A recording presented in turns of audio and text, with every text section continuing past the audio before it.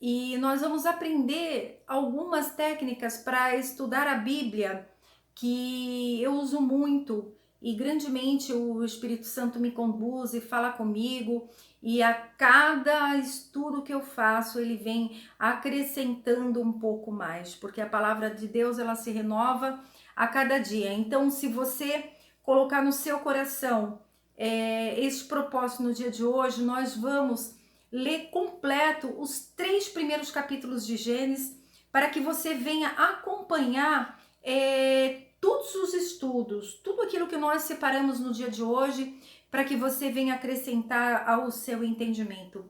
Eu venho avisar os irmãos que geralmente quando o Senhor me usa no ensino da palavra, a didática que eu uso, geralmente, ela é ao alcance, geralmente, de jovens e adolescentes. Mas se você já for adulto, também eu creio que hoje Deus vai falar com você e você vai absorver um pouco mais também aí do estudo desses 3 primeiros capítulos, que eles se tornam muito importante no nosso entendimento para que nós venhamos compreender a Bíblia, que é o princípio de todas as coisas. Então eu convido você a pegar a sua Bíblia no dia de hoje e que nós venhamos mergulhar na palavra do Senhor. Eu peço para você abrir o seu coração e os seus olhos para que você venha absorver o melhor de Deus. E relembrando que Deus não fala conosco somente quando você está no culto, somente quando você está ouvindo a palavra do Senhor. Se você meditar sobre esta palavra o dia inteiro, eu creio que Deus continuará falando com você. Vamos ler então os 3 primeiros capítulos de Gênesis? Gênesis capítulo 1. No princípio Deus criou os céus e a terra estava desolada e vazia, e a escuridão estava sobre a face do abismo. E o Espírito de Deus movia sobre a superfície das águas.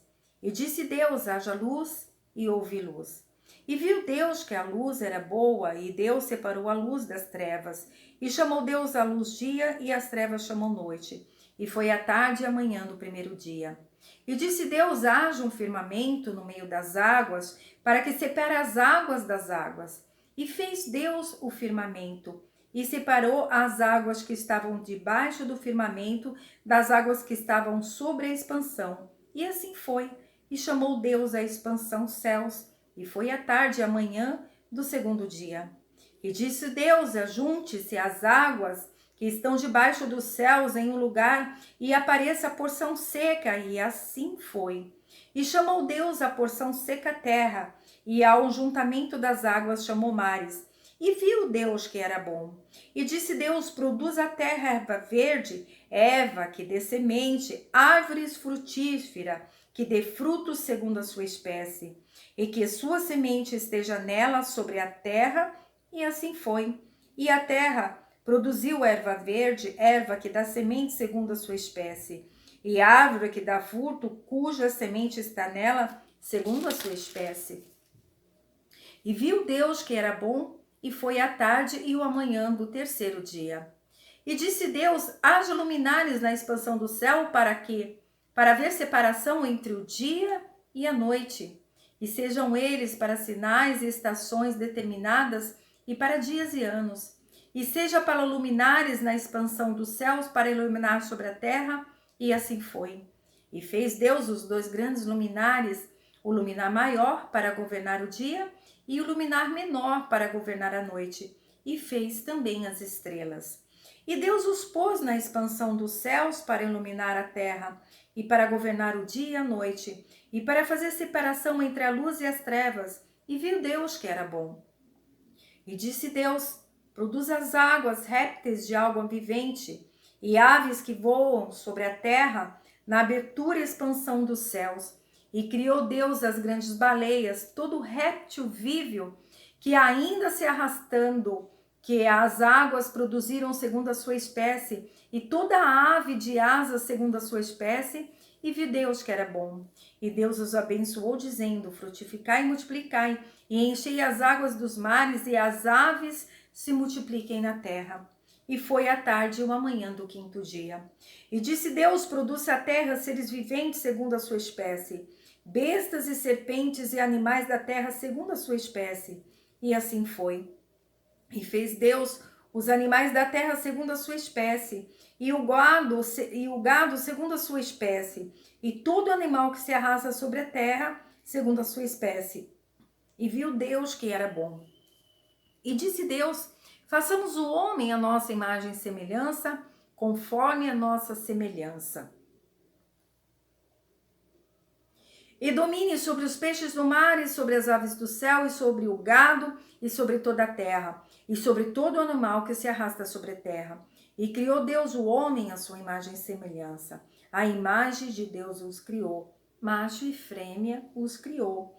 E Deus os abençoou e lhe disse: Deus, frutificai e multiplicai-vos, e tornai a encher a terra, e sujeitai-a, e dominai sobre os peixes do mar, e sobre as aves do céu, e sobre todos os animais que se movem sobre a terra. E disse Deus: eis que vos tenho dado toda a erva que dá semente, que está sobre a face de toda a terra, e toda a árvore em que há fruto, que dá semente, servoás para alimento, e a todo o animal da terra, e a todas as aves do céu, e a tudo o que se move sobre a terra, em que há vida, toda a erva verde lhe será para alimento. E assim foi. E viu Deus tudo quanto tinha feito, e eis que era muito bom. E foi a tarde e a manhã do sexto dia. Aqui concluímos a leitura do capítulo 1 de Gênesis. Bem, agora nós vamos meditar um pouco no livro de Gênesis 1, mas antes disso eu gostaria de apresentar para os irmãos uma forma de meditar sobre a palavra do Senhor. Nós sabemos que o Velho Testamento, ele se completa com o Novo Testamento. Há na Bíblia, às vezes, algumas palavras que são faladas no Velho Testamento, e quando nós navegamos nossos olhos no Novo Testamento, nós vimos que aquelas duas palavras, elas se completam, como se fosse uma página que se fecha, uma completando a outra, falando de uma forma diferente. E nós vamos usar muito a ligação de palavras para que nós venhamos a meditar e entender. E nós vamos começar a compreender as maravilhas da Bíblia e saber que a Bíblia é um livro que ela não se contraria, né? Então eu gostaria de navegar em algumas palavras, começando por Gênesis 1, nós vamos pegar a palavra de Gênesis 1:3, que é quando o Deus ainda na sua criação, ele pronuncia as suas primeiras palavras, que fala assim: e disse Deus, haja luz, e houve luz. E viu Deus que a luz era boa, e Deus separou a luz das trevas. Então a Deus fez aqui a criação da luz e a separação de luz e trevas. Nós vemos esse efeito haja luz de Deus no Novo Testamento. Se você abrir o livro de João, capítulo 1,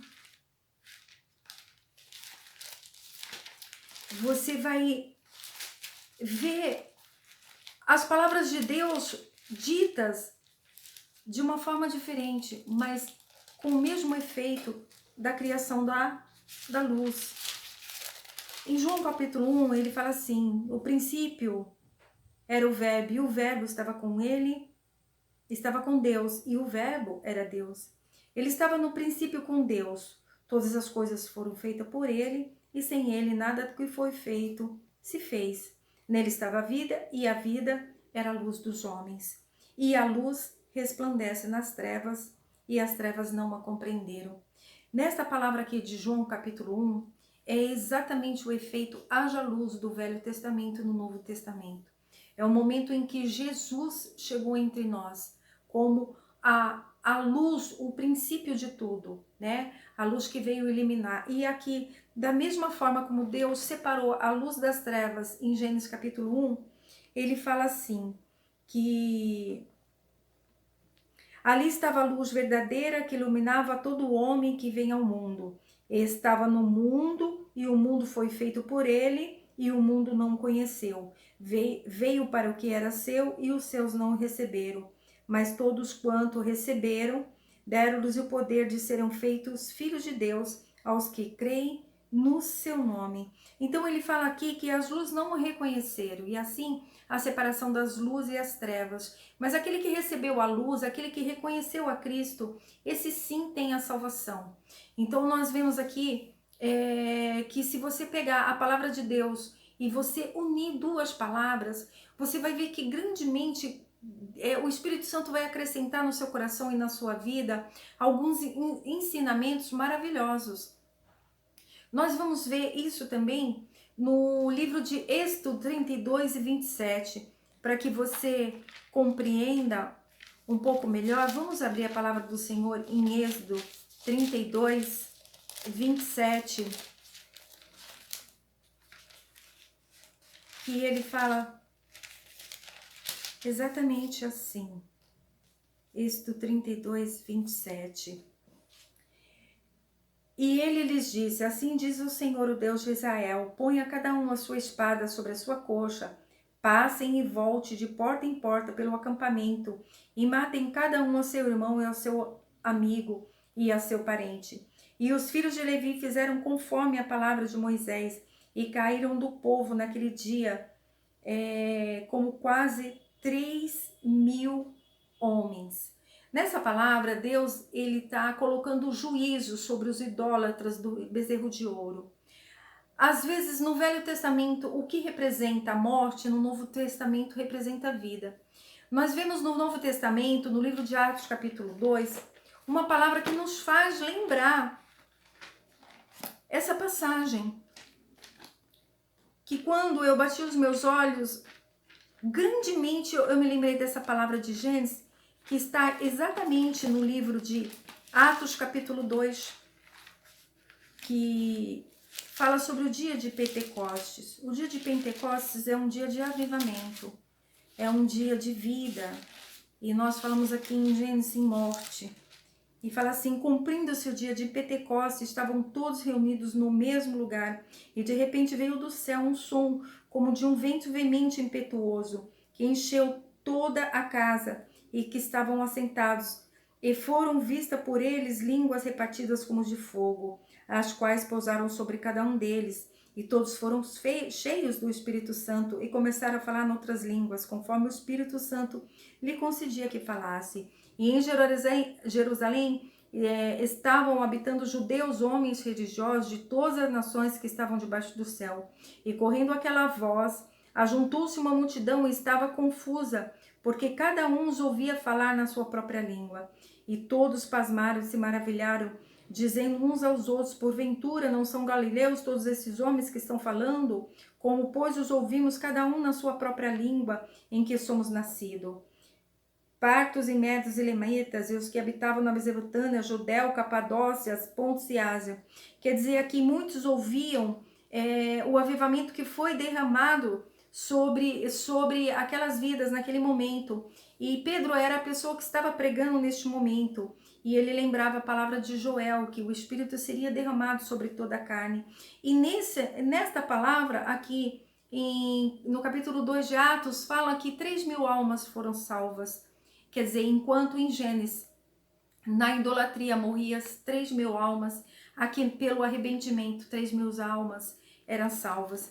Então, assim, é uma compreensão que faz a união das duas palavras, mas que vem trazer para você um ensinamento maravilhoso.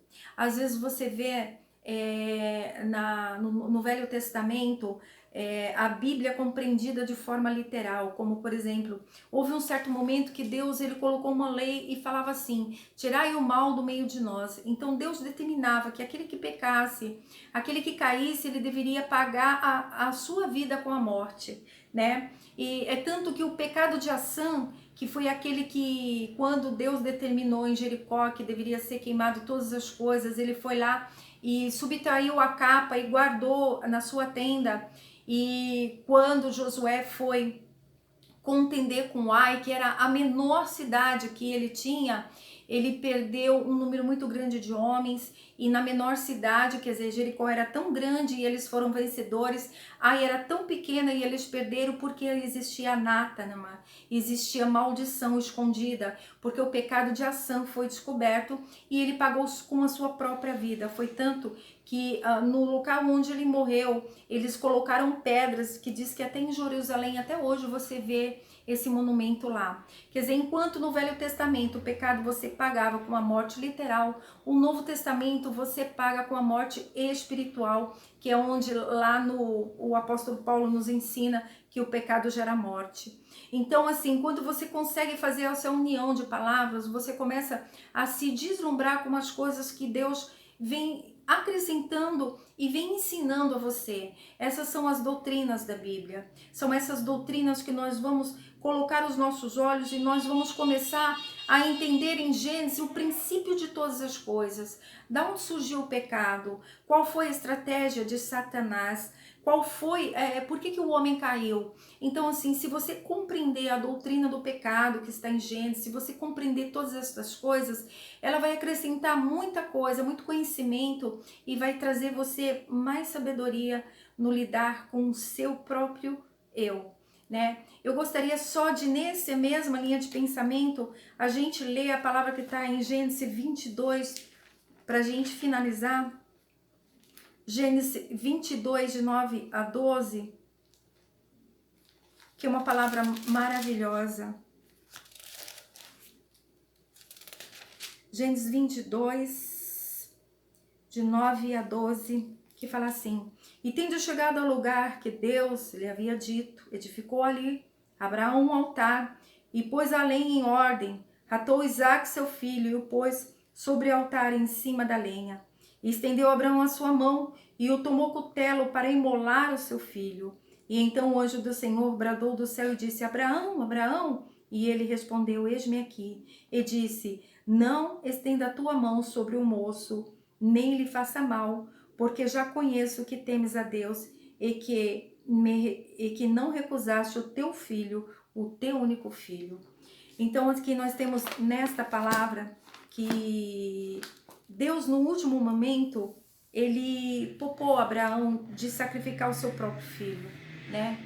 Mas Deus respondeu esse sacrifício de Abraão.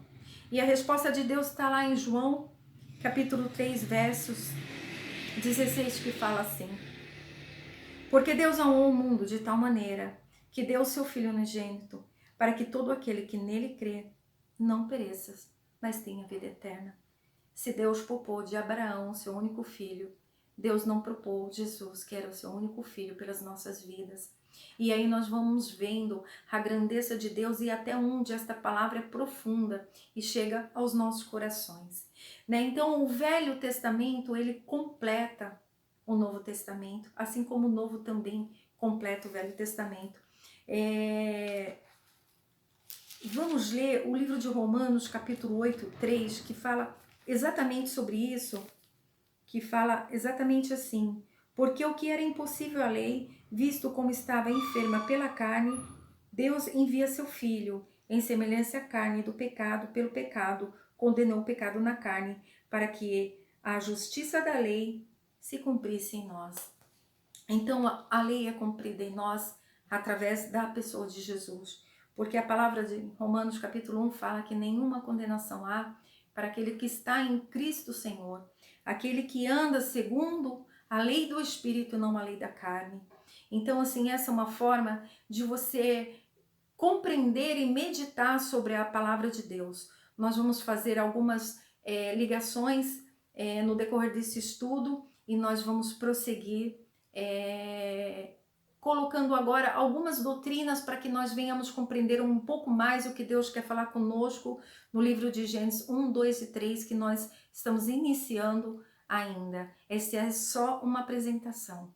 Prosseguindo ainda com o ensinamento, nós vamos falar de algo muito importante, mas ainda a gente fazendo uma analogia do Velho e do Novo Testamento, eu gostaria de ler novamente o livro de Gênesis capítulo 1, de 26 a 31, porque nós vamos falar agora de domínio.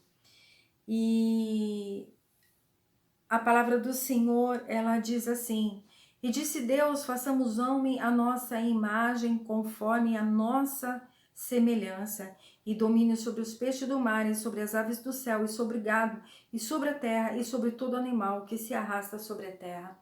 Então Deus aqui, ele entrega ao homem o domínio em suas mãos de todas as coisas. E a palavra de Deus fala que Deus fez o homem a sua imagem semelhança. Agora, vamos ver lá no livro de Romanos, qual é a imagem semelhança do homem que está no livro de Romanos, para a gente compreender um pouco mais. Romanos 1, de 21 a 28, se você vê logo no início desta palavra, o título já fala tudo. O título está escrito como apostasia, né? Então só essa palavra já resume tudo. E a palavra diz assim: portanto, tendo conhecido a Deus, não o glorificaram como Deus, nem deram graças, antes se desvaneceram em seus inúteis raciocínios, e o seu coração insensato se obscureceu, dizendo-se sábio, tornaram-se loucos, e mudaram a glória de Deus incorruptível, em semelhança à imagem do homem corruptível, de aves, de animais, quadrúpedes e de répteis. Foi isso que o homem fez com o domínio que Deus entregou. O homem começou a adorar coisas, objetos, e houve uma confusão muito grande. Nós vamos ver aqui o resultado desta apostasia, que trouxe para a própria imagem do homem, que fala assim: pelo que também Deus os entregou à imundície na concupiscência dos seus corações, de sorte que desonraram seus corpos entre si, os quais mudaram a verdade de Deus em mentira, honrando e servindo mais a criatura do que o Criador, o qual é bendito eternamente. Amém. Por isso Deus os entregou às paixões infames, porque até as suas mulheres mudaram o uso natural e contrário à natureza. Então aqui a imagem do homem, ela está totalmente corrompida, confusa, né? Essa não é a imagem e semelhança que Deus criou lá no jardim do Éden. Mas qual será a confusão que aconteceu durante todo esse tempo? O livro de Gênesis, ele revela muitas verdades, coisas grandiosas que nos faz compreender aonde que está essa confusão. E aqui mais novamente Deus entrega o domínio ao homem, né? A gente fala aqui em domínio, o domínio sobre as coisas. Mas assim, o maior erro do homem está no seu domínio próprio, que é um dos frutos do Espírito Santo. Nós vamos ver muito a respeito disso em Gênesis 3, na queda do homem, né? Que é quando Caim, né? Caim, ele cometeu o primeiro assassinato, né? E nós vamos compreender grandemente aí que ele, na realidade, ele não teve domínio próprio. Na queda do homem, o homem teve o conhecimento do bem e do mal. Ele sabia o que era bom e sabia o que era ruim, mas ele não conseguia dominar as suas próprias, né, atitudes e forças, sempre pendendo para o lado mal. Então isso é muito importante para que nós venhamos compreender no livro de Gênesis, que é o princípio de todas as coisas. Antes mesmo da gente entrar na doutrina do pecado, para a gente compreender um pouco mais do que é pecado. Então, fica aqui concluído, né, esta palavra, fica aqui feito mais uma ligação do Novo com o Velho Testamento, para que você possa refletir a imagem e semelhança de Deus do Éden até essa imagem criada aqui no livro de Romanos, para você ver até onde foi a confusão. Eu gostaria de fazer um comentário com os irmãos. A primeira vez que eu li a Bíblia, quando eu estava adentrando o livro de Números, quando você começa a perceber que neste momento Deus começa a colocar ordem em relação às tribos, né? Em relação à posição do tabernáculo, você começa a perceber que Deus, ele coloca exatamente uma posição de uma bússola. Então ele coloca algumas tribos no norte, sul, leste e oeste. E de forma estratégica, Deus coloca a tribo de Judá no lado leste, que é onde o sol nasce. E aí o Espírito Santo falava grandemente assim para mim: olhe sempre para o norte. E pela profissão que eu tenho, às vezes nós usamos muito a posição do sol para saber qual o melhor apartamento, qual a melhor casa para se comprar. E através disso, o Espírito Santo falava para mim assim: sempre procure o norte. E aí eu começava a refletir, meditar sobre esta palavra. E se você pensar, o sol nasce no leste. Estrategicamente, Deus o faz pender para o norte e ele se põe no oeste. Então, se você estiver de frente para o norte, você tem o sol o dia inteiro sobre a sua vida. Para você ler o livro de Gênesis desde o começo, desde o princípio. Procure sempre por Jesus em cada palavra, em cada versículo, em cada capítulo da Bíblia. Assim você o conhecerá e ele te concederá o caminho a Deus. Então, quando nós falamos em luz em Gênesis, nós sabemos que Jesus é a luz do mundo. Então é nele que nós temos que mirar. Então nesse estudo do livro de Gênesis, nós vamos a todo momento procurar por Jesus. E eu deixo também uma palavra para reflexão dos irmãos. Será que a imagem e semelhança que nós vimos descrita ali em Romanos 1 é a imagem e semelhança de Deus que nós vimos lá no Éden? Acho que essa pergunta ela não é muito difícil de se responder. Porque a apostasia fez com que o homem perdesse a referência de Deus, né? E o único caminho que o trará para Deus é Jesus. Esse é o efeito haja luz do Evangelho de Cristo. Isso é maravilhoso. Então, se havia uma apostasia, se havia uma confusão em tudo isso, há uma saída. E essa saída tem um nome, e esse nome é Jesus. Nós vamos ler agora o livro de João, capítulo 12, 14, que fala assim: E achou Jesus um jumentinho e assentou-se sobre ele, como está escrito. A Bíblia a todo momento ela aponta para Jesus, seja no Novo ou no Velho Testamento. Nós vamos conhecer em Gênesis a primeira profecia a respeito de Jesus. Mas Jesus, quando ele esteve presente no meio de nós, ele fazia questão de confrontar as Escrituras com todos aqueles conhecedores de lei. E eles não foram capazes de ver que Jesus era o cumprimento da lei, né? E neste momento, quando ele fala assim, como está escrito aonde? Se você for lá no livro de Zacarias 9:9, está escrito assim: Alegra-te muito, ó filha de Sião, exulta de júbilo, ó filha de Jerusalém, eis que o teu rei virá a ti, justo e salvador, humilde e cavalgando sobre um jumento, sobre um jumentinho, filho da jumenta. Quer dizer, para que se cumpra esta palavra. Então Jesus foi o cumpridor da palavra de Deus, né? Todas as profecias se cumpriram nele. Eu lembro uma vez, irmãos, que eu estava fazendo evangelismo de rua e uma pessoa na qual a gente estava evangelizando, ele falou assim: por que vocês acham que eu tenho que levantar a minha mão para dizer para todo mundo que eu aceito Jesus como meu Salvador? E logo o Espírito Santo colocou no meu coração esta palavra, essa passagem do jumentinho. E eu falei assim para ele: irmão, a palavra de Deus fala que aquele que confessar a Cristo, esse terá a salvação. Para que se cumpra a palavra de Deus em nossas vidas, assim nós fazemos.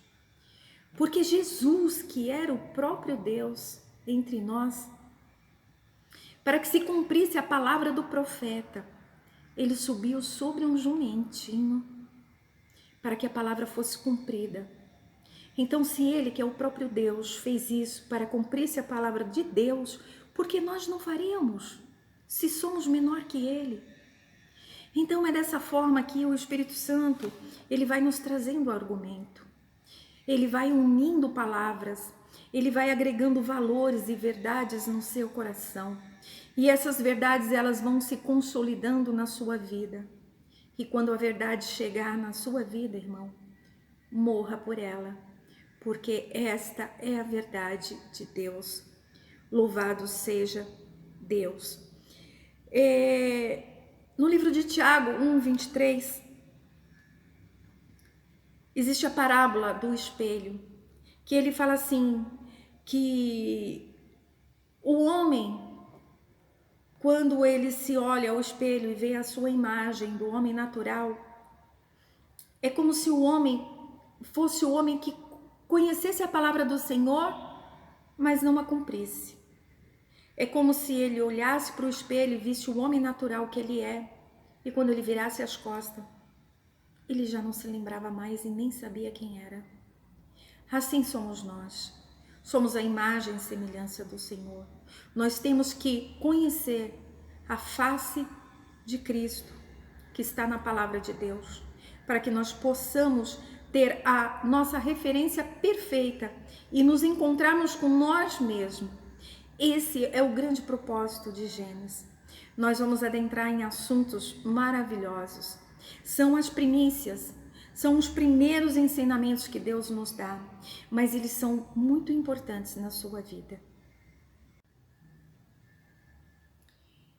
E como eu havia comentado no começo, o propósito também desse ensino é que nós venhamos ler a palavra do Senhor e o capítulo completo. Então nós vamos iniciar a leitura do capítulo 2 de Gênesis.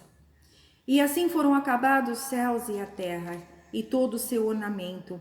E acabando Deus no sétimo dia a sua obra que fizera, repousou no sétimo dia de toda a sua obra que tinha feito.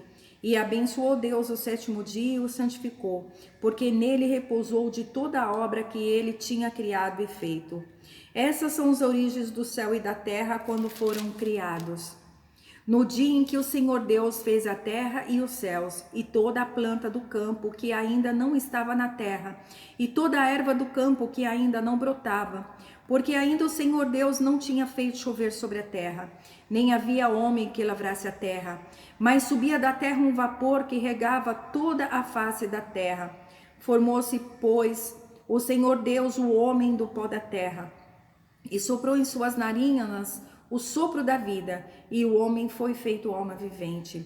E havia o Senhor Deus plantado um jardim do Éden do lado oriental, e pôs ali o homem que tinha formado. E havia o Senhor Deus feito nascer da terra toda árvore agradável à vista e boa para comer, também a árvore da vida no meio do jardim, e a árvore do conhecimento do bem e do mal. E saía do Éden o rio para regar o jardim, e dali se dividia em 4 braços. O nome do primeiro é Pison. Este é o que rodeia toda a terra de Havilá, onde há ouro. E o ouro daquela terra é bom. Há ali também o obdélio e a pedra sardônica. O nome do segundo rio é Gion. Este é o que rodeia toda a terra da Etiópia. E o nome do terceiro rio é Tigre. Este é o que vai adiante da Síria. E o quarto rio é o Eufrates. Tomou, pois, o Senhor Deus o homem e pôs no jardim do Éden para que lavrasse e o guardaste. E ordenou o Senhor Deus ao homem, dizendo: de toda a árvore do jardim comerás, mas da árvore da ciência do bem e do mal, dela não comerás. Porque no dia que dela comeres, morrerás. E disse o Senhor Deus: não é bom que o homem esteja só. Far-lhe-ei adjuntora idônea para estar com ele. Havendo, pois, o Senhor Deus formado da terra todo animal do campo e toda ave do céu, os trouxe a Adão para que viesse como lhes havia de chamar. E o nome pelo que Adão chamou a todos os animais viventes, esse foi o seu nome. E Adão pôs nome em todo gado e aves do céu, em todo animal do campo, mas para ele mesmo não se achou ajudadora que fosse idônea. Então o Senhor Deus fez cair um sono profundo sobre Adão, e este ficou adormecido. Então tomou-lhe uma de suas costelas e fechou a carne em seu lugar. E da costela que o Senhor Deus tirou o homem, fez uma mulher e a trouxe para o homem. E disse Adão: esta agora é osso dos meus ossos e carne da minha carne. Esta será chamada varoa, porque do varão foi tomada. Portanto, deixará o homem o seu pai e a sua mãe, e apegar-se-á a sua mulher, e serão ambos uma só carne. E ambos estavam nus, Adão e sua mulher, e não se envergonhavam. Bem, irmãos, nós falamos até aqui de domínio. Nós falamos que Deus entregou ao homem o domínio lá no Jardim do Éden. E Deus também entrega o domínio para o homem lá em Romanos 1, né?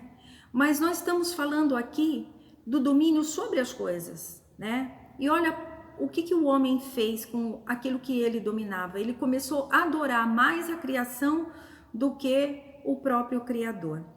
Agora, no livro de Gênesis, há algo muito importante que nós devemos lembrar, que é um dos frutos do Espírito Santo, que está lá em Gálatas 5:22, que fala que é o domínio próprio, né? E aqui no livro de Gênesis há um propósito de Deus muito grande. Se você ler o capítulo 2, 3 de Gênesis, fala que depois da obra, da criação, Deus descansou. Agora eu pergunto para você, será que Deus estava cansado? Vamos ver o que a Bíblia fala a respeito disso? Está escrito lá no livro de Isaías, capítulo 40 e versículo 28, que fala assim: não sabes, não ouviste que o Deus eterno, o Senhor, a qual criou os limites da terra, não se cansa? Então Deus não estava cansado, mas Deus fez questão de registrar este momento para nos ensinar algo muito importante.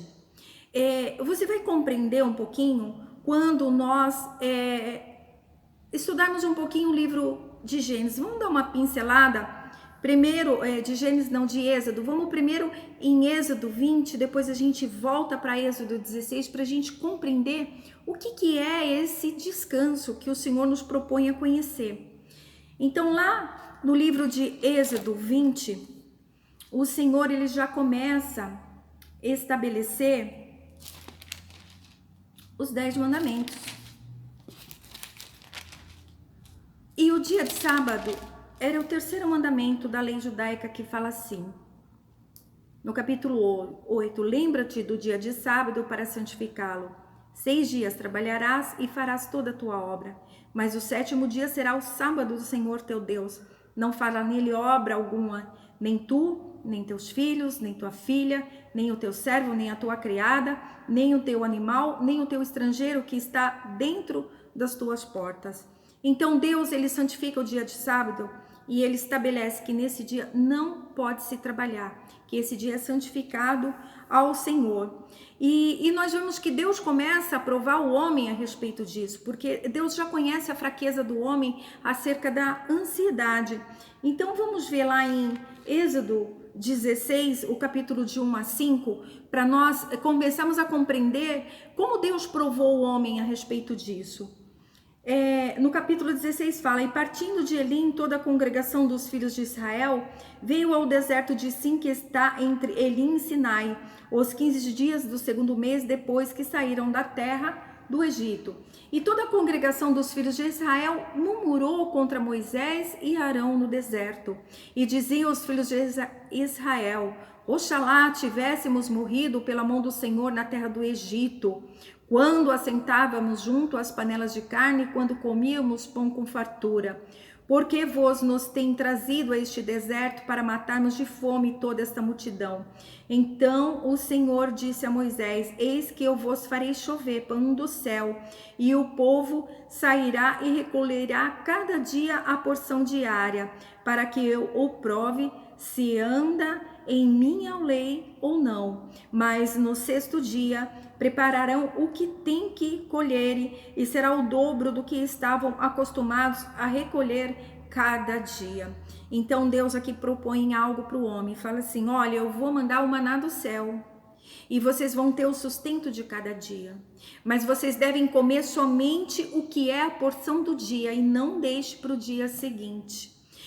E no 6º dia vocês vão colher em dobro. Então aqui o homem, ele tinha a garantia de Deus que no 7º dia, mesmo que ele não saísse para colher, ele teria o pão guardado, que o pão não iria apodrecer. E vamos ver como é que Deus provou o homem, que está lá no capítulo mesmo 16 de Êxodo, a partir do 19 ao 22, que fala assim, e disse Moisés, ninguém deixe dele para amanhã. Mas eles não obedeceram a Moisés, e sim algum deles deixaram dele para o dia seguinte. E criou bichos e se apodreceu, e se indignou Moisés contra eles.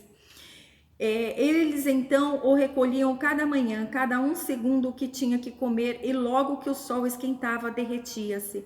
E no 6º dia recolheram porção dupla, 2 gomeres para cada um.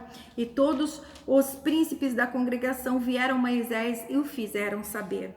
Quer dizer, a fissura, a concupiscência, a ganância a vaidade do coração do homem, a ansiedade do coração do homem não permitia obedecer ao Senhor, e isso acendia grandemente a ira de Deus. Então Deus, ele tinha um propósito muito grande, porque ele queria refrear o coração do homem. É muito bom nós compreendermos acerca disso quando falamos de domínio próprio, porque a todo minuto nós temos que estar vigiando o nosso próprio coração. E Deus, ele foi muito além disso. Vamos ver lá em Êxodo 23:10, para que nós venhamos compreender sobre esse dia de sábado também, que fala exatamente Êxodo 23, de 10 a 11, fala assim: também 6 anos semeará a tua terra e recolherás a tua colheita, mas o 7º a dispensará e deixarás descansar, para que possam comer os pobres do teu povo, e do que ficar comerão os animais do campo. Assim farás com a tua vinha e com teu olival. Aqui Deus determina o ano sabático. Então Deus falava assim: sobre 7 anos você vai plantar, eu vou abençoar. 6 anos você faz isso, mas no 7º deixe a terra descansar.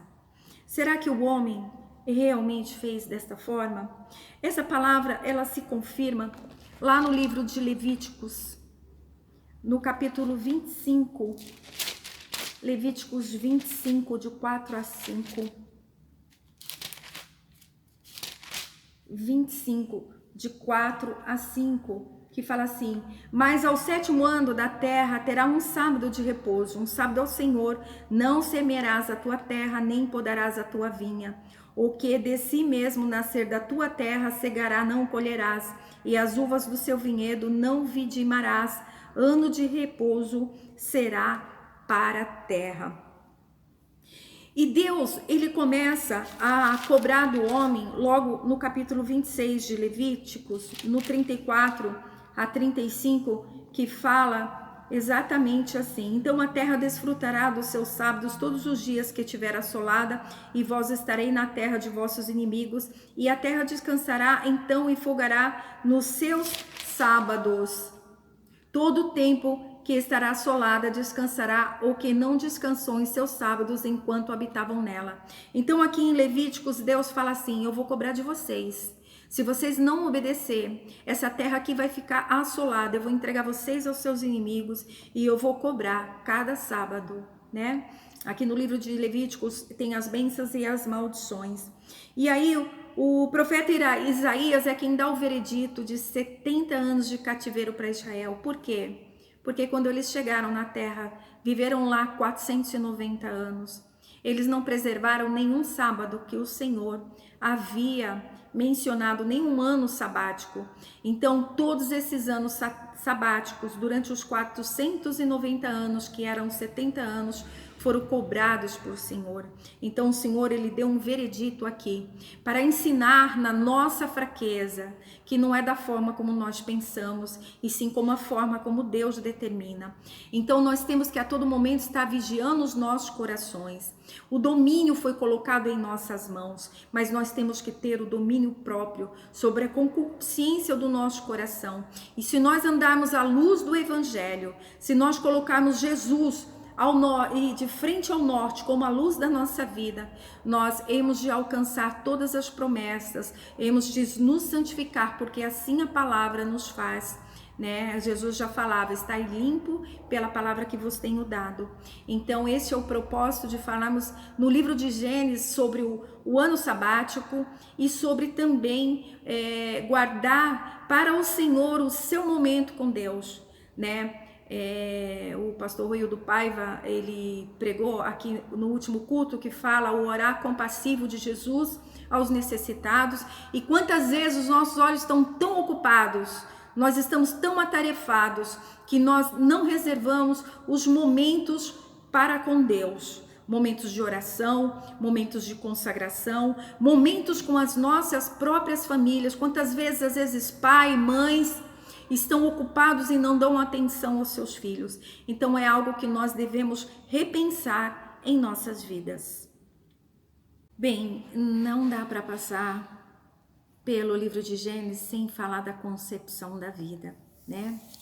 Nós vemos aqui no livro de Gênesis 2 a forma como foi dada a vida ao homem. Barro e o sopro de Deus, né?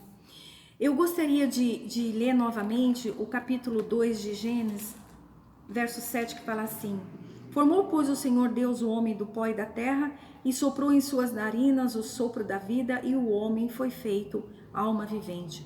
Aqui no livro de Gênesis, o sopro de Deus, ele representa a vida, o avivamento, né? Mas nem sempre na Bíblia o sopro de Deus representa a vida. Vamos ver o que está escrito no livro de Isaías, capítulo 11, verso 4. Isaías 11:4, que fala assim: Mas julgará com justiça os pobres e repreenderá com equidade os mansos da terra, e ferirá a terra com a vara da sua boca, e com o sopro dos seus lábios matará o ímpio. Então aqui o sopro de Deus, ele representa a morte. Então nós vamos lembrar de duas coisas aqui no livro de Gênesis: vida e morte. Eu gostaria de ler também uma palavra que está em Coríntios, para que nós venhamos até a compreensão daquilo que o Senhor quer nos ensinar, que é no livro de 1 Coríntios 1, de 18 a 25, que fala exatamente assim: porque a palavra da cruz é loucura para os que perecem, mas para nós que somos salvos é o poder de Deus. Porque está escrito: destruirei a sabedoria dos sábios e aniquilarei a inteligência dos inteligentes. Onde está o sábio? Onde está a escriba? Onde está o inquiridor deste século? Porventura não tornou Deus louca a sabedoria deste mundo? Visto como na sabedoria de Deus o mundo não conheceu a Deus pela sua sabedoria. Aprove a Deus pela loucura da pregação salvar os crentes. Porque os judeus pedem sinal e os gregos buscam sabedoria, mas nós pregamos a Cristo crucificado, que é escândalo para os judeus e loucura para os gregos. Mas para os que são chamados, tanto judeus como gregos, lhe pregamos a Cristo, poder de Deus e sabedoria de Deus. Porque a loucura de Deus é mais sábia do que a loucura dos homens. Então aqui fala que Cristo é a sabedoria de Deus. Enquanto no Éden a árvore do conhecimento trazia a morte, aqui no Novo Testamento, Jesus, que é a árvore do conhecimento, ele te traz vida. Isso é maravilhoso. E por lembrar de vida ou morte, eu me lembrei grandemente do livro de Deuteronômio, porque Deus propõe algo ao seu povo acerca disso. Deus começa a colocar parâmetros no homem. Deus começa a falar para o homem o que pode, o que não pode fazer, o que é pecado, o que não é pecado. E aí Deus faz uma proposta grandiosa que está em Deuteronômio 30, 19, que fala exatamente assim: Os céus e a terra tomo hoje por testemunha contra vós, que vos tenho posto diante da vida e da morte, da bênção e da maldição. Escolhe, pois, a vida, para que viva tu e a tua descendência. Irmãos, quando eu li esta palavra, quando o Senhor me deu esse entendimento, grandemente eu recebi no meu coração, como se o Espírito Santo falasse assim no meu íntimo, para mim mesma, falando assim: o que você escolhe? A vida ou a morte? A bênção ou a maldição? Não há como nós não lermos a Bíblia sem que nós não nos deparamos com Deus, porque Jesus nos conduz a Ele. Eu tenho certeza que no dia de hoje o Espírito Santo está fazendo essa pergunta para você, em seu coração, e perguntando para você: o que você escolhe? Receba na sua casa o Espírito Santo de Deus. Receba na sua vida o Espírito Santo. Ele te conduzirá em toda a verdade. Para terminar o capítulo Gênesis 2, eu gostaria só de ressaltar mais o versículo 25, que fala assim: E ambos estavam nus, Adão e sua mulher, e não se envergonhavam. Aqui ele fala muito grandemente da vergonha e do pudor, né? Sem vergonha, sem pudor, eles não tinham a maldade no coração e nem tinham o entendimento porque ainda não tinham comido do fruto, né? Isto é tão grandiosamente, nós sabemos que hoje nós temos estes olhos de Adão e Eva, nós vemos que hoje a vergonha acompanha as nossas vidas. Quantas vezes você não se sentiu envergonhado, né? É tanto que faz lembrar que Isaías, quando ele falava da igreja prostituta, ele falava assim: haverá 7 mulheres que dirá aquele homem, empresta o teu nome, que é Jesus, empresta para mim o seu nome. Tira somente a minha vergonha, né? Como é que Deus tira a nossa vergonha em relação aos constrangimentos, em relação a todas estas coisas, né? Nessa palavra de Isaías, Isaías falava assim que muitos usariam o nome de Deus, mas que eles não teriam a transformação profunda em suas vidas. Mas não é esta a proposta do Evangelho. A proposta do Evangelho, a palavra de Deus fala que o amor de Deus nos constrange. Então a vergonha, ela pode sim fazer parte do momento que nós estamos nos alimentando da palavra do Senhor, que nós somos confrontados com o nosso íntimo e com a nossa realidade, né? Então, no momento do Éden, da perfeição, a vergonha não existia, mas hoje é desta forma que o Senhor nos confronta, expondo a nossa vergonha. Não como diz o livro de Isaías, esconda a nossa vergonha, né? Expunha a nossa vergonha para nós nos conhecermos quem são. Tudo bem que Isaías falava da igreja prostituta que usaria as vestes, né? Ele fala, ele até faz relembrar o que está escrito no livro de Apocalipse, que fala que a igreja, que a prostituta e a mulher vestida de vestes resplandecentes, ambas se vestia do mais puro linho. Nós sabemos que em profecia vestes são vestimentos espirituais.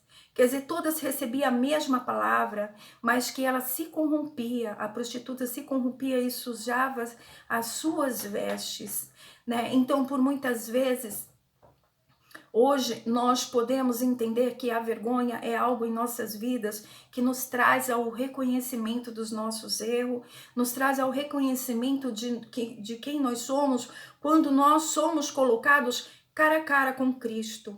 Nós sabemos que, como está escrito em Coríntios, fala que hoje nós não vemos face a face, e isso será visto na vinda de Cristo, a igreja face a face com Cristo. Hoje nós vemos por enigmas, né? Então, de alguma forma ou não, Cristo se apresenta a você, Cristo fala com você em seu interior. E o que nós estamos fazendo com estas coisas que nos constrange? Bem, esta palavra ela é fundamental, porque agora nós vamos entrar em Gênesis 3. Isso é divino, irmãos. Nós vamos falar agora exatamente sobre isso. Nós vamos falar desse constrangimento. Nós vamos falar da forma como Deus vem nos constranger a respeito disso, porque Deus fez isso com Caim. E o Espírito Santo faz isso conosco no dia de hoje. Se você não sente estas coisas, né? Busque mais ao Senhor. Ore mais ao Senhor e procure aos pés do Senhor estabelecer a sua vida no altar, ter um concerto com Deus, colocar o seu coração aprumado na oração com sinceridade, dizendo ao Senhor quem tu és, declarando a tua incapacidade. A palavra de Deus fala que na nossa fraqueza Deus se faz muito forte. Deixo aqui essa palavra e nós vamos partir agora para o estudo número 3. Nós vamos ler agora o último capítulo, capítulo 3 de Gênesis, e vamos concluir o estudo e realmente sabemos aonde Deus quer chegar e o que Deus quer nos falar no dia de hoje. E a palavra de Deus diz assim: ora, a serpente era ardilosa, mais do que todos os animais do campo que o Senhor Deus tinha feito, a qual disse a mulher: é assim que Deus disse, não comereis de toda a árvore do jardim? E a mulher respondeu à serpente: do fruto das árvores do jardim podemos comer, mas do fruto da árvore que está no meio do jardim, disse Deus: não comereis dele, nem nele tocareis, para que não morrais. Então a serpente disse à mulher: não morrereis, Mas Deus sabe que no dia em que dele comeres, serão abertos vossos olhos, e serei como Deus, sabendo o bem e o mal. E viu a mulher que aquela árvore era boa para se comer, e que era agradável aos olhos, e uma árvore desejável para alcançar sabedoria, e tomou do seu fruto e comeu, e deu também ao seu marido, o qual comeu com ela. Então foram abertos os olhos de ambos e conheceram que estavam nus. Então coseram folhas de figueira e fizeram para si aventais. E ouviram a voz do Senhor Deus que passava no jardim ao ar do dia. E se esconderam o homem e sua mulher da presença do Senhor Deus entre as árvores do jardim. E chamou o Senhor Deus ao homem e lhe disse: Onde estás? E ele respondeu: Ouvi a tua voz soar no jardim e tive medo, porque estava nu e me escondi. E Deus lhe disse: Quem te disse que estavas nu? Comeste tu da árvore que eu te ordenei que não comeste? E o homem respondeu: A mulher que me deste por companheira me deu da árvore e eu comi. Então o Senhor Deus disse à mulher: O que tens feito? E disse a mulher: A serpente me enganou e eu comi. Então o Senhor Deus disse à serpente: Portanto, tem feito isso, maldita serás mais do que todas as feras e todos os animais do campo. Sobre o teu ventre andarás e o pó comerás todos os dias da tua vida. E porém inimizade entre ti e a mulher, e entre a tua semente e a semente dela.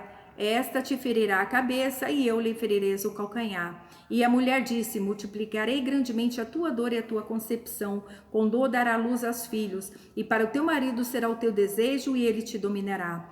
E Adão disse: Porquanto obedeceste a voz da tua mulher e comeste da árvore que te ordenei, dizendo: Não comerás dela, maldita é a terra por tua causa, com dor comerás de todos os dias da tua vida.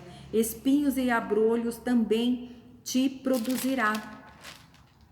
E comerás a erva do campo, do suor do teu rosto comerá o teu pão, até que voltes para a terra, porque dela foste tomado, portanto és pó, ao pó voltará.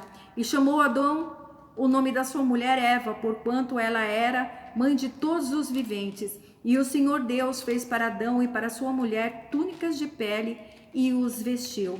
E disse então o Senhor Deus: Eis que o homem é como um de nós, sabendo o bem e o mal. Agora, pois, para que não estenda a sua mão e tome também da árvore da vida e coma e viva para sempre, o Senhor Deus então lançou-o para fora do jardim do Éden, para que lavrasse a terra de que fora tomada. E havendo, pois, lançado fora do homem, pôs querubins ao oriente do jardim do Éden e uma espada acesa que se resolvia a todos os lados para guardar o caminho da árvore da vida. Bem, irmãos, eu não poderia passar pelo livro de Gênesis sem fazer a menção desta palavra, porque eu creio que eu devo ter citado no começo do livro que nós falaremos sobre a primeira profecia a respeito de Jesus, né? Então, eu gostaria de ler novamente o capítulo de Gênesis e o versículo número 15, que fala a respeito disso, né? E fala exatamente assim: E porém inimizade entre ti e a mulher, e entre a tua semente e a semente dela. Esta te ferirá a cabeça, e tu lhe ferirás o calcanhar. Eu gostaria de ligar esta palavra com o livro de Lucas, capítulo 22, o versículo de número 39 ao 46, que fala exatamente do momento do cumprimento desta palavra. Vamos ler? E saindo foi, como costumava, para o Monte das Oliveiras, e também os seus discípulos o seguiram. E quando chegou àquele lugar, ele disse: Orai para que não entrais em tentação. E apartou-se deles cerca de 1 tiro de pedra, e pondo-se de joelhos orava, dizendo: Pai, se queres passar de mim este cálice, todavia não se faça a minha vontade, mas a tua. E apareceu-lhe um anjo do céu que o confortava.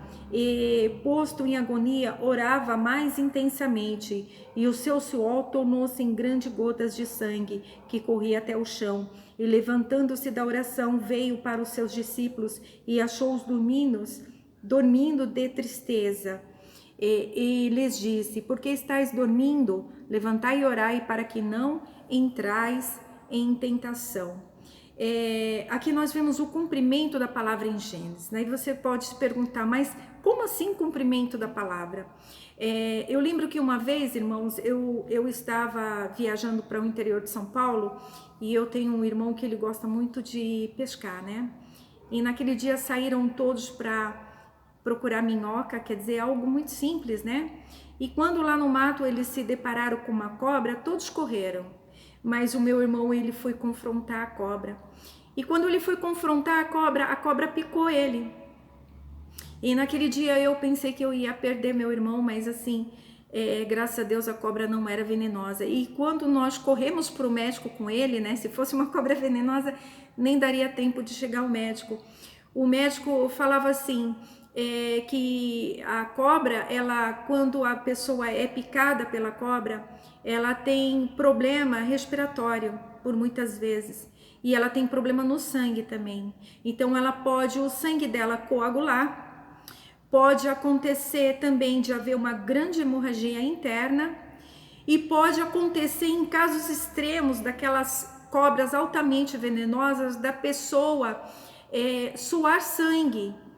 E exatamente aqui no Monte das Oliveiras, quando Jesus orou, a aflição que havia no coração dele era tão grande que ele veio a suar sangue.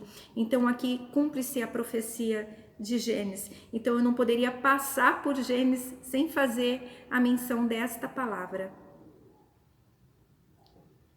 O próximo ensinamento que nós vamos ter aqui em Gênesis 3 é sobre a maldição da terra. No momento da queda do homem, o Deus começa a colocar juízo sobre a vida da mulher, sobre a serpente e sobre o homem. E aqui em Gênesis 3:17, Deus pronuncia as palavras a Adão. E Deus fala assim: e a Adão disse, portanto obedeceste à voz da tua mulher e comeste da árvore de que te ordenei, dizendo, não comerás dela, maldita é a terra por tua causa, com dor comerás de todos os dias da sua vida. Se você perguntou no dia de hoje quem foi que inventou o trabalho, então você pode ter a resposta aqui, que foi Deus. Né? Foi o juízo que Deus proclamou sobre a vida de Adão. Então aqui a terra estava amaldiçoada. Haveria a necessidade do homem fazer uma aliança com Deus para que tudo viesse a ficar no seu lugar. E se você for para Gênesis 3:17, você vai conhecer a pessoa na qual o Senhor fez essa aliança. É Gênesis 5:29 no versículo B, mas nós vamos ler no versículo A também, que quando nós falamos em Matusalém, nós conhecemos a primeira, a segunda geração dele, que era Noé.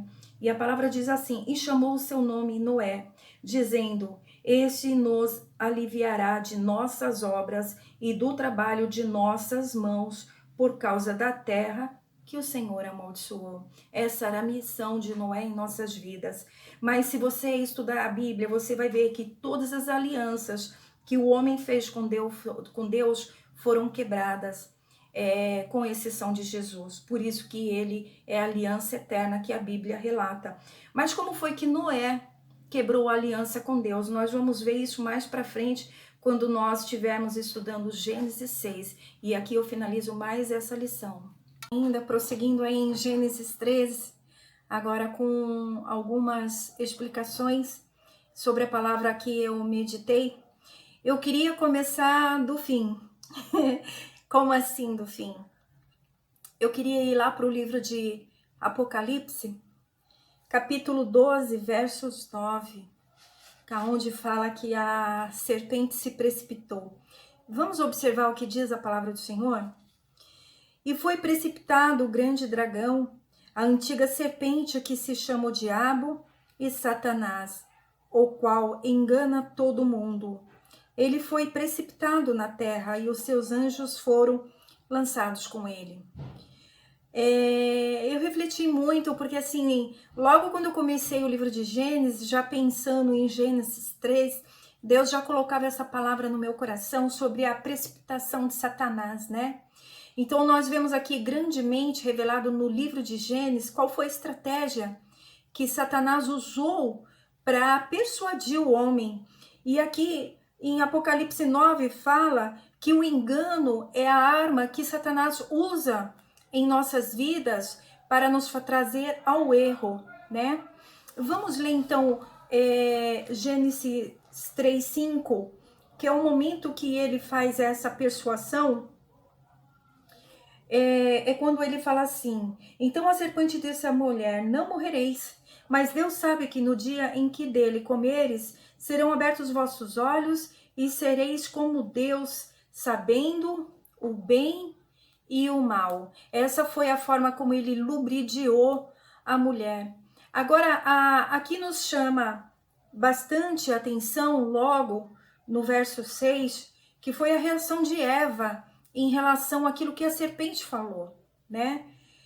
E a palavra fala assim: e viu a mulher que aquela árvore era boa para se comer, e que era agradável aos olhos, e uma árvore desejável para alcançar a sabedoria, e tomou do seu fruto e comeu, e deu também a seu marido, o qual comeu com ela. Então, o engano de Eva aqui era pensar que aquilo era algo bom, e não era. Porque se Deus tinha repreendido, se Deus tinha advertido que não era para fazer, porque não era algo bom ao homem. Então, pelo engano, Eva caiu. Mas houve um canal por qual entrou o pecado no coração de Eva. E aqui nessa palavra é muito explícita. E para que os irmãos possam entender mais, nós vamos lá no livro de Mateus 6:22, que é a palavra do Senhor. Ela diz assim, Mateus 6:22, a candeia do corpo é o olho, porquanto se o teu olho for bom, todo o teu corpo terá luz. Porém, se o teu olho for mau, todo o teu corpo será tenebroso. Portanto, se a luz que em ti há é escuridão, quão grande será essa escuridão? Ninguém pode servir a dois senhores, porque ou aborrecerá um ou amará o outro, ou se dedicará a um e desprezará o outro, mas não podeis servir a Deus e a Mammon. Aqui nessa palavra, Deus, ele nos ensina que a consciência do nosso coração, aquilo que nós desejamos de forma excessiva, aquilo que está além do nosso domínio próprio, aquilo que nos faz muitas vezes nos equivocar, nos enganarmos e errar, né? O mal de todas as coisas foi pelos olhos que entraram. Por isso aqui Jesus fala sobre a candeia, né? E aí você pode estar pensando, e qual seria a saída para estas coisas, né? Será que nós devemos arrancar os nossos olhos, já que é por aqui que entra o pecado, assim não pecaríamos mais? Mas o Senhor me fez lembrar grandemente do livro de Jó. Jó nos ensina aqui, nos explica exatamente sobre isso, que é o momento quando nós vemos as coisas, quando nós podemos discernir as coisas que vemos. Nós temos dois caminhos. Nós temos dois caminhos que nós vamos comentar agora, para que você entenda um pouco mais. E a palavra de Deus em Jó fala assim, Jó 31. Fiz um pacto com os meus olhos, como pois haveria eu de os fixar numa virgem? Porque que galardão lá de cima me daria Deus, e que herança do Todo-Poderoso desde as alturas? Não é porventura para o ímpio a perdição e o desastre para os que praticam a iniquidade? Ou ele não me vê com os meus caminhos e não conta todos os meus passos? Se andei com mentira e se o meu pé se apressou ao engano, que me pese em balanças justas e conhecerá Deus a minha integridade. Se os meus passos se separaram do caminho, e se o meu coração seguiu os meus olhos, e se algo se apegou às minhas mãos. Aqui, Jó, ele explica grandemente, ele fala assim, se o meu pé se apressou ao engano, né? Jó sabia que as coisas não eram como ele viam, que ele tinha que discernir as coisas que ele viam antes que ele tomasse uma atitude de fazer o que ele ia fazer com aquilo que ele via. Então ele fez um concerto com os olhos dele, é tanto que ele faz prova com Deus e ele fala assim: veja se os meus passos separaram-me do caminho, se o meu coração seguiu os meus olhos, né? Então Jó sabia que todas as coisas que ele via teriam que ser definidas antes mesmo que os pés dele caminhassem.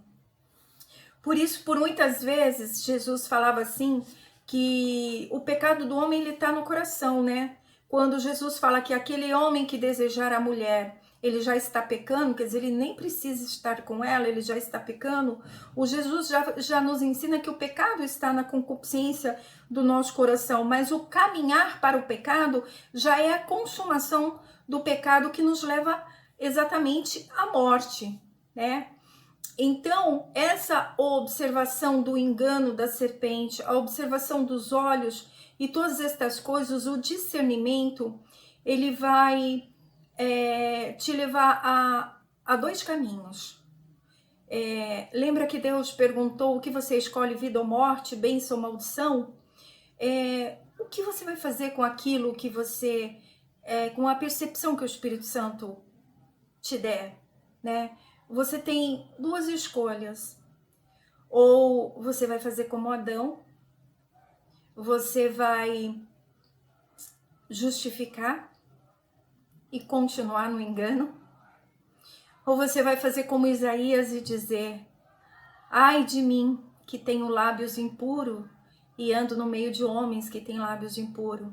Reconhecer o seu erro. Isso é para se pensar, né? O Senhor traz o entendimento para nós neste momento, e neste momento nós falamos no finalzinho do Gênesis 25 que a vergonha e o pudor não tinha, né? E nós conseguimos ver isso agora em Gênesis 3, capítulo 7. Vamos ler para nós completarmos esse estudo. E fala assim: então foram abertos os olhos de ambos, reconheceram que estavam nus. Então coseram folhas de figueira e fizeram para si aventais. Neste momento, foi a primeira vez que a vergonha apareceu, né? Então aqui já houve o constrangimento. Quer dizer, eles já tinham entendimento do que era o bem e o mal, né? Não passou despercebido aos olhos dele a nudez dele. Eles já tinham o entendimento. Mas assim, o domínio está em sua mão. Você tem um entendimento à luz do Evangelho. Então você tem uma decisão a fazer. Ou você justifica, ou você aceita e muda. Porque o Senhor fala que aquele que confessa, deixa, alcança misericórdia. Eu queria concluir aqui esse pensamento e a gente volta ainda em Gênesis 3 para prosseguindo o capítulo 3. Tem algo muito importante que nós devemos relembrar, que é quando Deus fala sobre a árvore da vida e Deus associa a árvore da vida à eternidade. Vamos relembrar esse capítulo de Gênesis 3, 22, para que nós venhamos lembrar quais foram as palavras que firmaram esse entendimento. Então, Gênesis 3, 22, que fala assim: e disse então o Senhor Deus: eis que o homem é como um de nós, sabendo o bem e o mal. Agora, pois, para que não empenha a sua mão e tome também da árvore da vida, e coma e viva para sempre. Então, neste momento, o homem, ele perdeu a vida eterna, né? E o que trazia a vida eterna ao homem era a árvore da vida. No capítulo 24, no versículo 24 deste mesmo capítulo, Deus expulsa o homem do paraíso e fala assim: havendo, pois, lançado fora o homem, pôs querubins ao oriente do jardim do Éden, e uma espada seca que se resolvia a todos os lados para guardar o caminho da árvore da vida. Então Deus não permitiu que o homem tivesse acesso à árvore da vida. Mas Deus deixa aqui registrado que a espada acesa guardava o caminho, né? E essa espada aqui nós podemos entender como sendo o evangelho, que é a espada, né? E então, por isso que Jesus fala que ele é o caminho, né? Ele é o caminho que vai nos levar à plenitude, ao paraíso, ao caminho que Deus nos preparou. Agora, o que eu achei muito interessante, que nós já falamos que Jesus é a árvore da vida, como nós vamos lá em 1 João 2, 20, 27.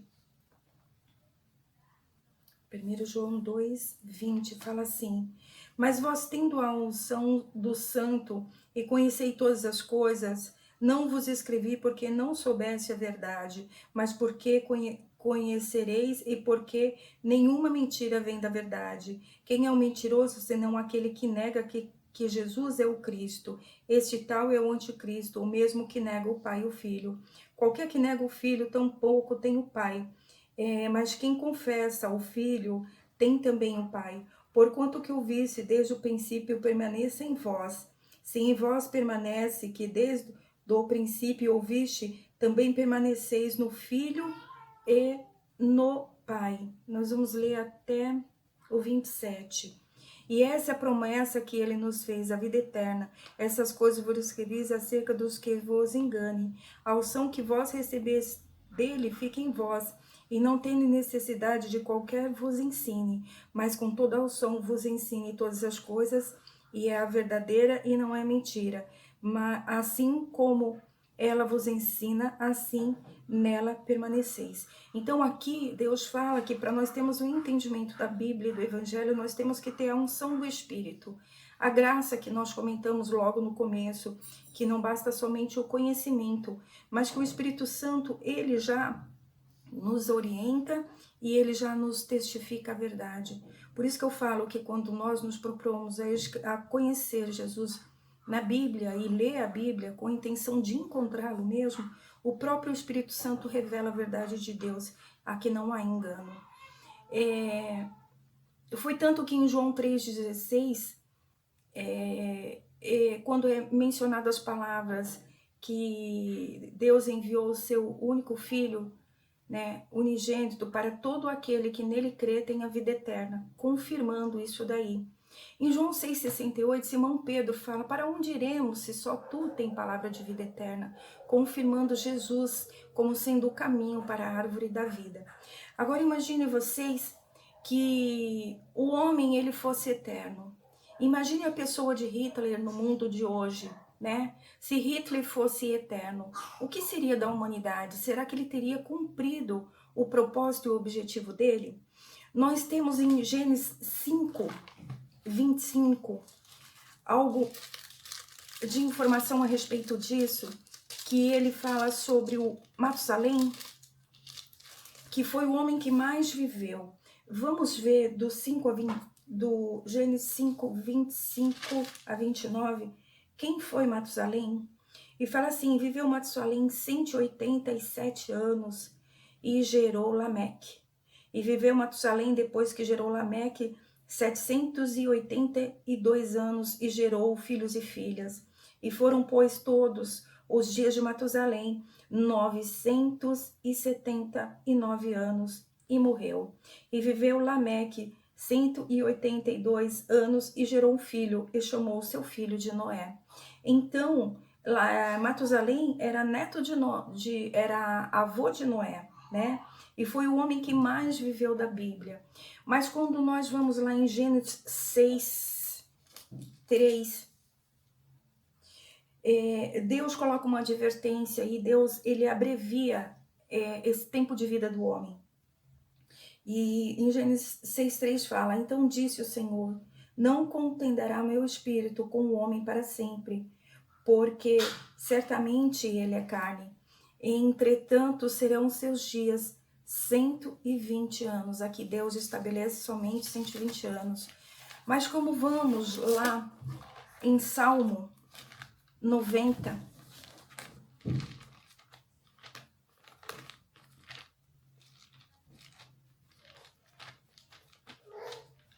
em Salmo 90,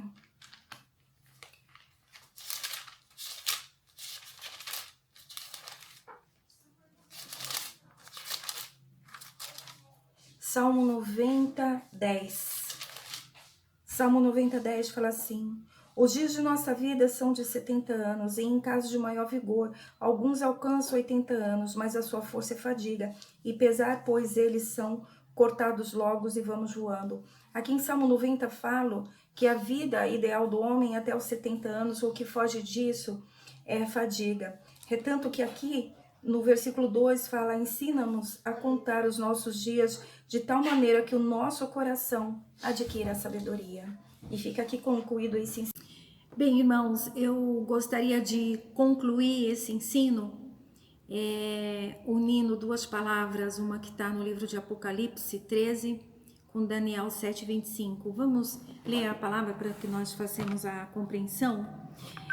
O capítulo 13 fala sobre o anticristo e fala assim: e pus-me sobre a areia do mar e vi uma besta subir do mar, que tinha 7 cabeças e 10 chifres, sobre os seus chifres 10 diademas, e sobre as suas cabeças o nome de blasfêmias. E a besta que vi era semelhante ao leopardo, e os seus pés como de urso, e a sua boca como a de leão. E o dragão deu-lhe o seu poder e o seu trono e grande autoridade. E vi um de suas cabeças com ferida de morte, e a sua chaga mortal foi curada. E toda a terra se maravilhou após a besta, e adoraram o dragão que tinha dado seu poder à besta. E adoraram a besta, dizendo: quem é semelhante à besta, e quem poderá lutar contra ela? E foi-lhe dado uma boca para proferir grandes coisas de blasfêmias. E deu-se-lhe poder para continuar por 42 meses. E abriu a sua boca em blasfêmia contra Deus, para blasfemar do seu nome e do seu tabernáculo e dos que habitam no céu. E foi-lhe permitido fazer guerra aos santos e vencê-los. E também foi dado poder sobre toda tribo, povo, língua e nação. E adoraram todos os que habitavam sobre a terra, esses cujos nomes não estão escritos no livro da vida.